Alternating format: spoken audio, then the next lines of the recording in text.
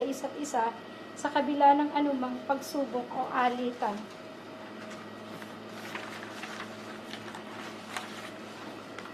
Ito'y pilit nating unawain hanggang wala na tayong maisip kung hindi ang mag-ayos siguro.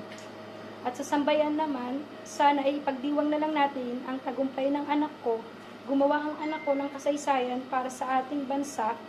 Lahat tayo ay magpasalamat kay Kaloy para sa karangalang iuuwi niya para sa bayan. Sana pagkatapos ng panayam na ito, titigil na ang lahat at matatahimik na ang bawat partido.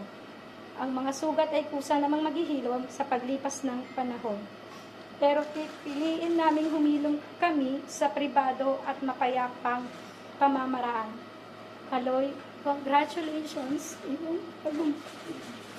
Mahal na mahal ka namin lahat.